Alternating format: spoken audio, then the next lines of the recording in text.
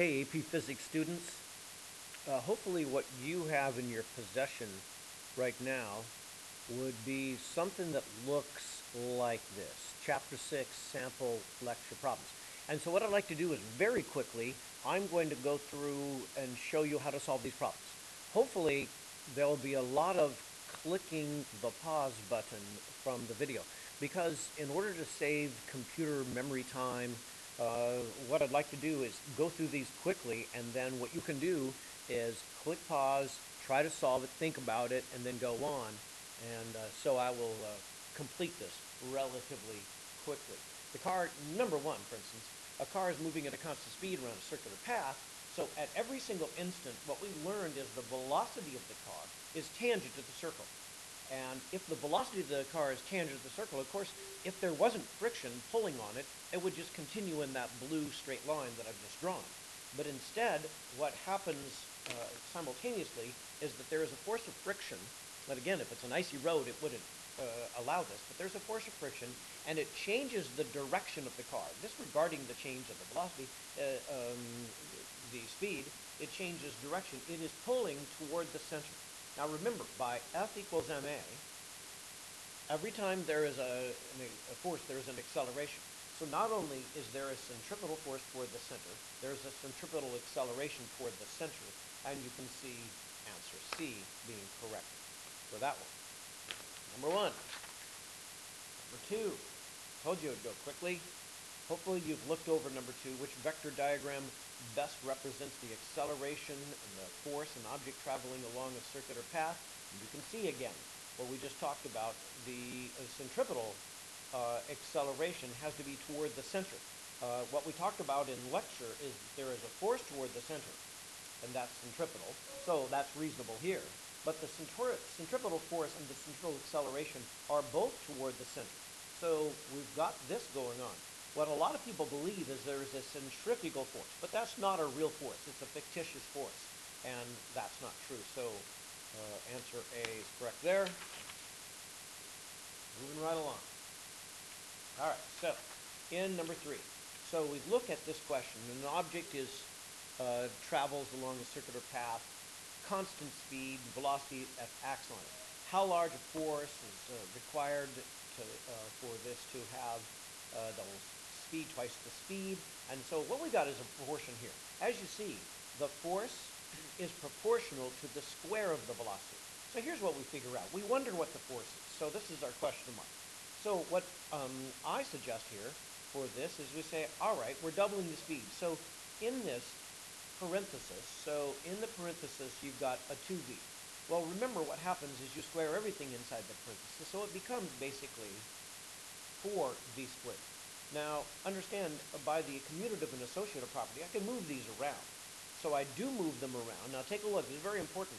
The original force is exactly mv squared over r.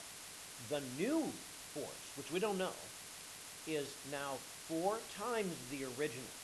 So that means that it has to be 4 times the force. So the answer is if you double the velocity by squaring it, you have 4 times the original force. So the answer would be D in this circumstance. All right, so we got a new question about an athlete that's running at a constant speed around a circle, radius 5 meters, 12 seconds, the athlete's speed and acceleration. So first of all, the speed is the formula circumference divided by time, 2 pi r divided by time. So the circumference divided by time gives you 2.6 meters per second. So we look up here and see a couple of options there for 2.6. Then you could use the centripetal force formula, F equals mv, or the centripetal acceleration formula, which is v squared over r, and you get the 1.4 meter per second squared, which is answer D. Nice job.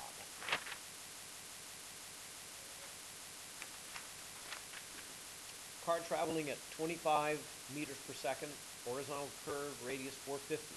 Coefficient of friction. Understand, the centripetal force is the force that is pulling inward toward the center. There's no reason for the car to not go in a straight line unless there's a force pulling toward the center. And that force is friction. So friction is the centripetal force that's pulling in on this. All right, so because that's true, the friction is the same as the centripetal force. We can set them equal. Force of friction is mu times the normal force, and the centripetal force is mv squared over r. You recognize and you remember that the normal force on a level surface is the same as mg. Well, look, the two masses cancel out, meaning an important piece. It doesn't matter how massive the car is. And that's a surprise to a lot of people in terms of stopping the car. So in this one, I would divide both sides by g, and you get 25 meter per second, then squared, divided by the g of 9.8 times 450, and you get 0.14. So the coefficient of friction to stop it does not have anything to do with the mass of the car. That's the surprise. It's answer A. Cool. Let's look at number 6. Number 6, I'll just show this right here. Number 6, kind of similar to an experiment we do in class. So you spin something around. And when something's spinning around in this pendulum, okay, as it spins around, basically what you've got is you've got an angle of 39 degrees. And so you can see we've got a couple things going on here. What's the centripetal force? We have, take a look, we have this tension has to do two things. It has to lift equal to mg, 3 times 9.8, and that's the adjacent side here, or the opposite, the adjacent for the 39 degrees. The opposite side would be the centripetal force. So that's 3 times 9.8 times the tan of 39 is 24 newtons. So that is just a trigonometry question. Answer C. Let me say this again. This particular rope or string, as it pulls, it must do two things. It must pull upward equal to gravity and inward equal to the centripetal force. So because we know what the mass is, we can find out this side right here, and then we can find out the centripetal force by using tangent. All right, on a Ferris wheel. So you're on this Ferris wheel. What's interesting here is the seat pushes up on you differently depending on where you are. Okay? So the first thing we would do is find the circumference divided by time to get the velocity. So as you travel around, you're traveling a velocity of 4.2 meters per second.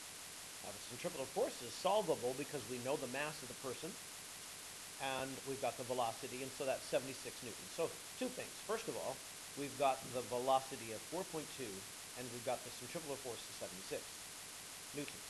Now, the weight of the person is the mass times 9.8, 510 newtons. Well, the question is now, what is the force of the seat? So right here, this seat must lift up to do two things.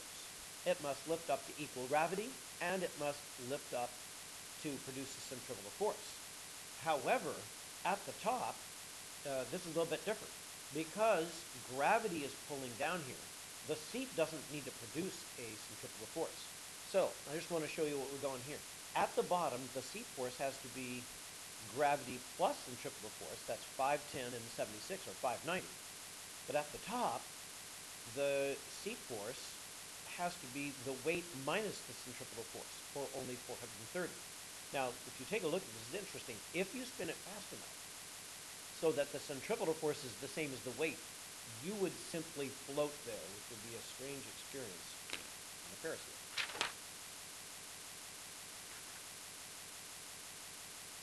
All right. And number 8, space station. This really will happen eventually. You've got a space station here. People are walking around. And what's happening is the centripetal force is a pretend gravity. So what the idea here is, if you're going to make 60% of the weight, that would be instead of instead of 700 essentially, you get 411.6 newtons is the pretend centripetal force, making a pretend force for you. Now the centripetal force is m4 pi squared r over t squared. If you do the old switcheroo, you get t squared equals m4 pi squared r over centripetal force. And notice here, then, the capital T, which you have to take the square root, is 24.6 seconds. So that's the amount of time it would take for it to go around in this case. So that's the period. So that is the answer to part A.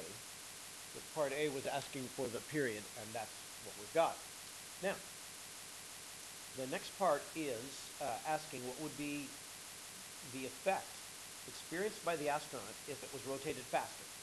Well, if it's faster, remember, the centrifugal force is mv squared over r. Okay? So if you have a larger velocity, there'll be a larger centrifugal force. Well, larger velocity, larger centrifugal force, then you feel like you are being pushed by the floor harder, which makes you feel like you're heavier, more gravity. And that is the finish of this. Hope it helped.